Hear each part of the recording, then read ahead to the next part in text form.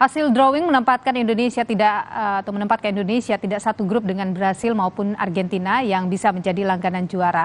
Lantas seperti apa peluang Indonesia di grup A hingga strategi apa yang sebaiknya digunakan? Kita akan mengulasnya saudara bersama dengan pengamat sepak bola Wesley Huta Galung. Bung Wesley, selamat petang, sehat selalu.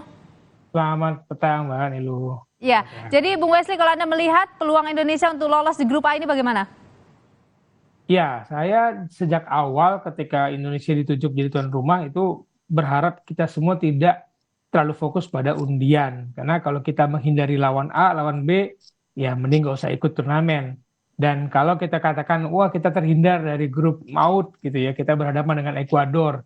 Jangan lupa Ekuador itu di Piala Asia, Piala CONMEBOL, Piala Amerika Latin U17 itu mengalahkan Argentina di kandang lawan 1-0, bisa berseri menghadapi Brazil, memukul Chile juga 3-0 di kandang lawan. Jadi Ekuador sebagai peringkat 2 CONMEBOL atau Amerika Latin U17 itu bukan lawan yang mudah dan bisa kita katakan peringkatnya di bawah Brazil ataupun Argentina. Jadi tidak semudah yang dibayangkan orang bahwa Indonesia terhindar dari grup maut. Ini tiga lawan kita Mbak Nilo punya posisi penting di Piala 17 di negara masing-masing. Oke, jadi peluangnya gimana kalau gitu?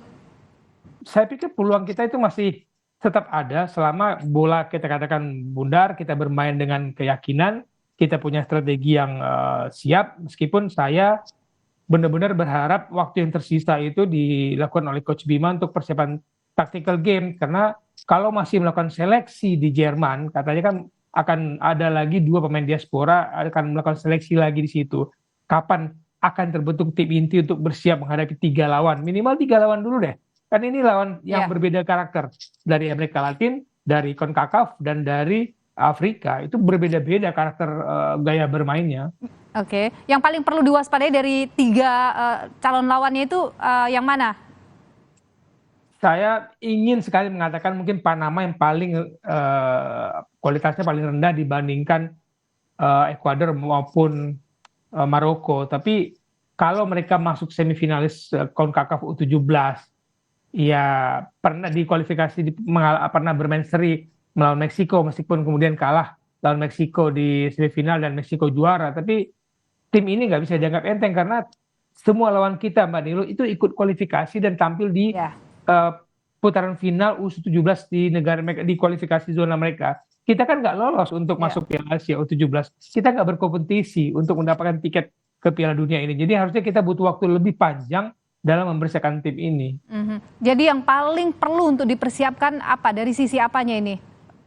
Saya pikir sudah sepantasnya Coach Bima dan tim itu sebagai tim pelatih menetapkan pemain pilihannya. Udahlah, jangan coba-coba lagi, jangan seleksi-seleksi lagi, karena waktu berjalan terus. Uji coba di Jerman, saya berharap ketemu tim yang karakternya cocok. Mereka uji coba TC di Jerman, lawan yang dihadapi ada dari Afrika, dari CONCACAF, dan dari Amerika Latin. Nah, lawan dari Jerman mana nih yang cocok untuk menghadapi 3 karakter tim yang bukan karakter Eropa? Itu jadi ujian juga bagi tim pelatih kita, tim teknis di PSSI untuk memilih lawan yang cocok untuk menguji pemain pilihan Coach Bima. Saran saya sih berharap tidak usah seleksi-seleksi lagi, waktu sudah mepet. Tapi kalau ada pemain diaspora ya, seberapa besar itu pengaruhnya bisa memperkuat timnas ini, Bung, kalau Anda lihat? Semua pemain yang layak dan berpaspor Indonesia harusnya pantas mendapatkan kesempatan untuk seleksi. Cuman waktu yang mepet ini, apakah pemain diaspora itu bisa berkomunikasi dengan baik kepada pemain kita dengan bahasa yang sama? Kemudian apakah dia mendapatkan menit bermain untuk berkompetisi di tempat sebelumnya? Kemudian dia mendapatkan kesempatan yang sejajar untuk seleksi dengan pemain dari Indonesia untuk mendapatkan tempat. Saya pikir semuanya mendapatkan kesempatan yang sama. Kalau pemain diaspora itu punya kompetisi, punya skill bagus, kenapa enggak? Itu sangat kita butuhkan. Kalau Anda melihat tim yang kemudian sudah ada sekarang, yang kemudian ikut dalam pemusatan latihan di Jerman ini sudah yang paling ideal menurut Anda untuk bisa bertanding nanti di Piala Dunia U17 itu? Harusnya ideal karena banyak pemain yang menjadi pemain asuhan Coach Bima di usia kategori sebelumnya.